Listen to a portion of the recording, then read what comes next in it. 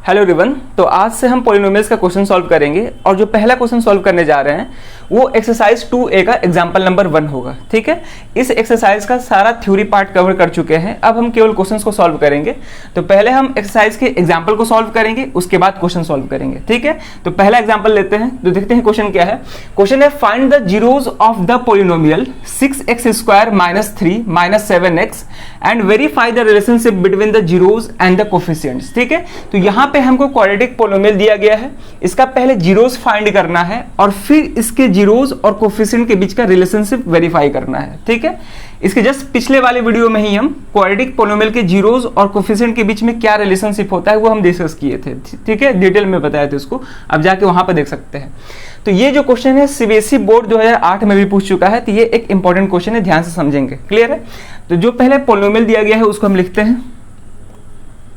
ठीक है, तो पॉलिनोमियल क्या है 6x² - 3 - 7x। तो लिख देंगे लेट, इसको हम fx से रिप्रेजेंट कर रहे हैं। ठीक है, fx = 6x² - 3 - 7x। ठीक है, आप चाहो तो px gx से भी रिप्रेजेंट कर सकते हो, केवल ये ध्यान रखना है कि ब्रैकेट में वही वेरिएबल होगा जो पॉलिनोमियल में यूज किया गया है। ठीक है, तो पॉलिनोमियल में x यूज किया गया है तो यहाँ भी x होगा, अगर y यूज किया गया रहता है यहाँ भी y होता। क्लियर है? यानी कि जो भी वेरिएबल होता है वही यहाँ ब्रैकेट में वही वेरिएबल होता। क्लियर है? तो यहाँ पे पॉलिनोमियल दिया गया है 6x² - 3 - 7x। अब जो क्वाड्रेटिक पॉलिनोमियल होता है उसका जनरल फॉर्म क्या होता है, वो होता है ax² + bx + c, जहां पे a 0 के इक्वल नहीं होता है, यानी कि कोफिशिएंट ऑफ x² 0 के इक्वल नहीं होना चाहिए, क्योंकि पूरा टर्म 0 हो जाएगा तो फिर bx + c ही बचेगा। ठीक है, ये सारा बात बताए थे हम। तो ये होता है क्वाड्रेटिक पॉलिनोमियल का जनरल फॉर्म। ठीक है, अब ध्यान से देखेंगे यहाँ पे, तो जो भी जनरल फॉर्म होता है या जो भी स्टैंडर्ड फॉर्म होता है क्वाड्रेटिक पॉलिनोमियल का, उसमें आप देख पा रहे हैं कि पहले x² वाला टर्म होता है, उसके बाद x वाला टर्म होता है, उसके बाद कांस्टेंट टर्म होता है। अब हमको जो पॉलिनोमियल दिया गया है उसमें x² वाला टर्म पहले है, लेकिन उसके बाद कांस्टेंट टर्म दे दिया गया है, तो यानी कि ये जो पॉलिनोमियल है स्टैंडर्ड फॉर्म में नहीं है, तो इसको पहले हम स्टैंडर्ड फॉर्म में कन्वर्ट करेंगे। तो ये हो जाएगा 6x², उसके बाद x वाला टर्म होगा, उसके बाद कांस्टेंट टर्म होगा। ठीक है ना, यानी कि वेरिएबल के डिक्रीजिंग पावर में हम टर्म्स को लिखते हैं। तो यहां से हम इसको रीअरेंज करके स्टैंडर्ड फॉर्म में कन्वर्ट कर दिए, तो ये क्या हो गया, मेरा स्टैंडर्ड फॉर्म हो गया। ठीक है, अब क्या करना है कि इस क्वाड्रेटिक पॉलिनोमियल के पहले जीरोस फाइंड करना है, उसके बाद रिलेशनशिप को वेरीफाई करना है। तो पहले हम जीरोस फाइंड करते हैं। अब क्योंकि ये क्वाड्रेटिक पॉलिनोमियल है तो इसके 2 जीरोस होंगे, और हम बताएं हैं कि क्वाड्रेटिक पॉलिनोमियल के जीरोस फाइंड करने का 2 मेथड होता है। पहला होता है स्प्लिटिंग द मिडिल टर्म और दूसरा होता है क्वाड्रेटिक फॉर्मूला, और दोनों ही मेथड को हम क्लास 9th में पढ़ चुके हैं। ठीक है, तो इसको हम स्प्लिटिंग द मिडिल टर्म से सॉल्व करेंगे। तो स्प्लिटिंग द मिडिल टर्म में क्या करते हैं कि जो बीच वाला टर्म होता है, यानी कि जो x वाला टर्म होता है, उसको 2 पार्ट में स्प्लिट करते हैं, 2 पार्ट में ब्रेक करते हैं। जैसे कि यहाँ पे bx है, ax² + bx + c। अब यहाँ पे ध्यान से देखेंगे तो मिडिल वाले टर्म को हम 2 पार्ट में स्प्लिट करते हैं। तो मान लेते हैं एक p है, एक q है। ठीक है, 2 पार्ट में ब्रेक करते हैं, और ऐसे ब्रेक करना होता है कि दोनों पार्ट को ऐड करने पे मिडिल टर्म के इक्वल आए, और दोनों पार्ट को मल्टीप्लाई करने पे फर्स्ट टर्म और लास्ट टर्म के प्रोडक्ट के इक्वल आए। जैसे फॉर एग्जांपल अगर हम p + q करें तो ये दोनों का सम, यानी कि दोनों पार्ट का सम वो मिडिल टर्म के इक्वल होना चाहिए। ठीक है, मिडिल टर्म के इक्वल होना चाहिए, पहला चीज। और दूसरा है कि जब दोनों को मल्टीप्लाई करें, दोनों पार्ट को मल्टीप्लाई करें, तो फर्स्ट टर्म और लास्ट टर्म के प्रोडक्ट के इक्वल आना चाहिए। ठीक है, इसमें हम साइन को भी कंसिडर करते हैं। क्लियर है? अगर यहाँ पे प्लस है तो प्लस लेंगे, माइनस होता तो माइनस को भी कंसिडर करते हैं। ठीक है, तो साइन को कंसिडर करके चलना है। तो ये समझ में आया? मिडिल टर्म को ऐसे 2 पार्ट में स्प्लिट करना होता है, ऐसे 2 पार्ट में ब्रेक करना होता है कि दोनों को ऐड करने पे मिडिल टर्म के इक्वल आए, और दोनों पार्ट को मल्टीप्लाई करने पे फर्स्ट टर्म और लास्ट टर्म के प्रोडक्ट के इक्वल आए। ठीक है, अब ध्यान से देखेंगे। अब यहाँ पे मिडिल टर्म -7x है, इसको 2 पार्ट में ऐसे स्प्लिट करना है कि दोनों पार्ट को ऐड करने पे -7 आए, और दोनों पार्ट को मल्टीप्लाई करने पे फर्स्ट टर्म और लास्ट टर्म के मल्टीप्लिकेशन के इक्वल आए। तो फर्स्ट टर्म क्या है, 6 है, और ये -3 है, यानी कि 6 × -3 क्या हो जाएगा, -18। अब हमको दिमाग में सोचना है कि ऐसा कौन सा 2 नंबर लें जिसको ऐड करने पे -7 आए। ठीक है ना, ऐड करने पे -7 आए और मल्टीप्लाई करने पे, उन दोनों नंबर्स को मल्टीप्लाई करने पे इन दोनों के प्रोडक्ट के इक्वल आए, यानी कि -18 आए। ठीक है, अब ध्यान से देखेंगे, इतना तो क्लियर है कि जो भी 2 नंबर लेंगे उसमें से एक पॉजिटिव होना चाहिए और एक निगेटिव होना चाहिए, तभी जाके उसका प्रोडक्ट निगेटिव आएगा। ध्यान से समझेंगे, इतना क्लियर है कि जो भी हम दो नंबर लेंगे उसमें से एक नंबर निगेटिव होना चाहिए, एक नंबर पॉजिटिव होना चाहिए, तभी दोनों का प्रोडक्ट क्या आएगा, निगेटिव आएगा। ठीक है, अब क्वेश्चन ये है कि बड़ा वाला नंबर निगेटिव होगा या छोटा वाला नंबर निगेटिव होगा। तो ध्यान से देखेंगे, तो ऐड करने पे -7 आना चाहिए। ठीक है, तो जब बड़ा वाला नंबर निगेटिव होगा तभी जाके वो माइनस में आएगा रिजल्ट, तभी जाके सम जो होगा वो माइनस में आएगा। तो अब ध्यान से देखेंगे, यहाँ पे हम इसको स्प्लिट करने जा रहे हैं, तो यहाँ से हो जाएगा 6x² -7x की जगह पे हम लिख सकते हैं -9x + 2x। अब ध्यान से देखें, इन दोनों को जब ऐड करेंगे तो -9 + 2 क्या हो जाएगा, -7 हो जाएगा। जब इन दोनों को मल्टीप्लाई करेंगे यानी कि -9 × 2 करेंगे तो किसके इक्वल आएगा, -18 के इक्वल आएगा, यानी कि इन दोनों के प्रोडक्ट के इक्वल आएगा। ठीक है, तो ऐसा हम स्प्लिट करते हैं -3, तो ये दो पार्ट में स्प्लिट हो गया। अब हम क्या करते हैं कि दो का पेयर बनाते हैं। ठीक है, दो टर्म्स का हम पेयर बनाते हैं, तो ये एक पेयर बन जाएगा और दूसरा पेयर ये बन जाएगा। अब इसमें से हम कॉमन देखते हैं, तो दोनों में कॉमन क्या दिख रहा है, पहले तो x दिख रहा है कॉमन, और दोनों में 3 भी कॉमन दिख रहा है, तो 3x कॉमन कर लिए। अब 3x से हम 6x² को डिवाइड करेंगे तो ये हो जाएगा 2x, माइनस इसको डिवाइड करेंगे तो ये केवल 3 आएगा। ठीक है, अब ध्यान से देखेंगे, इन दोनों टर्म्स में से अगर हम कॉमन देखें तो x तो कॉमन है नहीं और कोई नंबर भी कॉमन नहीं है, यानी कि कोई कांस्टेंट नंबर भी कॉमन नहीं है। तो फिर अगर कुछ कॉमन नहीं है यानी कि 1 कॉमन होगा, तो +1 कॉमन हो गया, तो क्या बचेगा यहाँ पे 2x - 3। ठीक है, अब ध्यान से देखें, अब ये पूरा टर्म और ये पूरा टर्म में कॉमन क्या दिख रहा है, 2x - 3 कॉमन दिख रहा है, तो 2x - 3 कॉमन कर लिए, तो यहाँ पे क्या बच जाएगा 3x, और यहाँ पे क्या बच जाएगा +1 बच जाएगा। ठीक है, अब हमको जीरोस फाइंड करना है, तो हम बताए थे कि जीरोस फाइंड करने के लिए हम पोलिनोमियल को जीरो से इक्वेट करते हैं। ठीक है, जीरो के इक्वल करते हैं, तब जाके हम वहां से जीरोस फाइंड कर लेते हैं। तो इसको भी हम क्या करेंगे, जीरो के इक्वल करेंगे। अब ध्यान से देखेंगे, यहाँ पे अभी तक जो भी चीज़ किए हैं इसको हम फैक्टराइजेशन बोलते हैं। फैक्टराइजेशन में हम बेसिकली क्या करते हैं कि गिवन क्वाड्रेटिक पोलिनोमियल को लीनियर पोलिनोमियल्स के प्रोडक्ट के फॉर्म में लिख लेते हैं।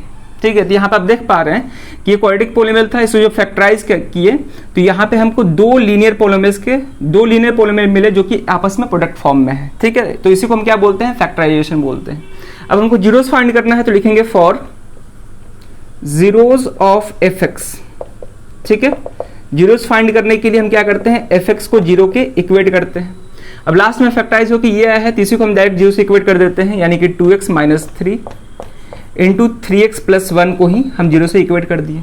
ठीक है, अब ध्यान से देखेंगे, अब यहाँ पे दो नंबर्स का मल्टीप्लिकेशन जीरो के इक्वल कब हो सकता है। जैसे फॉर एग्जांपल मान लेते हैं मेरे पास दो नंबर है a × b, और ये दोनों का मल्टीप्लिकेशन जीरो के इक्वल है। ठीक है, तो दो नंबर का मल्टीप्लिकेशन या दो नंबर्स का प्रोडक्ट जीरो के इक्वल कब हो सकता है, जब दोनों में से कोई एक जीरो हो या फिर दोनों जीरो हो, तभी जाके जीरो हो सकता है। ठीक है, दोनों नंबर में से कोई एक जीरो हो, मतलब या तो a जीरो हो या फिर b जीरो हो या फिर दोनों जीरो हो, तभी जाके वो क्या होगा, जीरो के इक्वल होगा। तो जस्ट वैसे ही इन दोनों में से कोई एक जीरो हुआ होगा या फिर दोनों जीरो हुआ होगा, तभी दोनों का मल्टीप्लिकेशन किसका इक्वल आ रहा है, जीरो के इक्वल आ रहा है। तो यहाँ से हम लिख सकते हैं कि देयरफॉर 2x - 3 = 0, यानी कि ये जीरो हुआ होगा या फिर ये हुआ होगा, यानी कि 3x + 1 = 0, तभी जाके इन दोनों का प्रोडक्ट जीरो के इक्वल आ सकता है। ठीक है, तो अब ध्यान से देखेंगे, यहाँ पे या तो ये जीरो होगा या तो ये, तो यहाँ पे लिख देंगे और 3x + 1 = 0। ठीक है, अब इसको हम फर्दर सॉल्व कर लेंगे और x का वैल्यू फाइंड कर लेंगे, तो यहाँ से आ जाएगा 2x, इस 3 को उधर भेज देंगे, +3 हो जाएगा, तो यहाँ से x आ गया 3/2, और यहाँ से x क्या आ जाएगा 3x = -1, तो यहाँ से x आ गया -1/3। तो x का दो वैल्यू आया, और यही वेरिएबल का वैल्यू क्या कहलाता है, गिवन पोलिनोमियल का जीरोस कहलाता है। ठीक है ना, तो देयरफॉर जीरोस ऑफ fx वो क्या होगा 3/2 एंड -1/3। ठीक है, क्योंकि ये क्वाड्रेटिक पोलिनोमियल था तो इसको जीरोस कितने निकल के आएंगे, दो ही निकल के आएंगे, तो एक आया 3/2 और दूसरा -1/3 आया निकल के। ठीक है, अब हमको क्या करना है कि इसके जीरोस और कोफिशिएंट के बीच का रिलेशनशिप को वेरीफाई करना है। तो क्वाड्रेटिक पोलिनोमियल के लिए हम लोग दो रिलेशनशिप पढ़े थे, पहला सम ऑफ जीरोस और दूसरा प्रोडक्ट ऑफ जीरोस। ठीक है, तो दोनों को वेरीफाई करेंगे, उससे पहले पॉज करके इतना नोट कर ले। अब हमको रिलेशनशिप वेरीफाई करना है, तो पहला जो रिलेशनशिप है वो सम ऑफ जीरोस का है, सम ऑफ जीरोस का, यानी कि अल्फा प्लस बीटा, ठीक है। अब जो भी जीरोस निकल के आया है उसमें से हम किसी को भी अल्फा और बीटा मान सकते हैं, तो मान लेते हैं ये अल्फा है और ये बीटा है, ठीक है। अल्फा और बीटा सिंपली जीरोस को रिप्रेजेंट कर रहा है, क्लियर है, ठीक है। तो यहाँ पे सम ऑफ जीरोस ये किसके इक्वल आना चाहिए, सम ऑफ जीरोस किसके इक्वल आना चाहिए, minus coefficient of x divide by coefficient of x square के इक्वल आना चाहिए, ठीक है। देखते हैं आ रहा है कि नहीं आ रहा है, यानी कि माइनस बी अपॉन ए के इक्वल आना चाहिए। तो sum of zeros is equal to alpha plus beta, ठीक है। तो ये किसके इक्वल हो जाएगा 3/2, ठीक है, प्लस -1/3। इसको सॉल्व करते हैं हम, तो हो जाएगा 3/2 प्लस इंटू माइनस, ये -1/3 हो जाएगा, ठीक है। सॉल्व करेंगे तो एलसीएम क्या हो जाएगा, यहाँ पे 6 हो जाएगा और यहाँ पे 3 9 हो जाएगा और यहाँ पे 2 हो जाएगा, ठीक है। तो कितना आ गया 7/6 आ गया, क्लियर है। अब चेक करते हैं कि क्या है 7/6 minus coefficient of x upon coefficient of x square के इक्वल है कि नहीं है, ठीक है।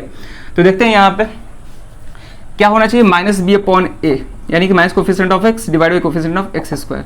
तो यहाँ पे कोफिशिएंट ऑफ एक्स क्या है 7, -7 है, सॉरी 7 नहीं, साइन के साथ बोलना होता है, जो भी कोफिशिएंट बताएंगे साइन के साथ। तो कोफिशिएंट ऑफ एक्स -7 है, ठीक है, डिवाइडेड बाई ए क्या होता है कोफिशिएंट ऑफ एक्स स्क्वायर जो कि 6 है, तो 6 हो जाएगा, ठीक है। अब ध्यान से देखेंगे कोफिशिएंट ऑफ एक्स के सामने माइनस का साइन भी है, तो ये क्या हो जाएगा 7/6 हो जाएगा।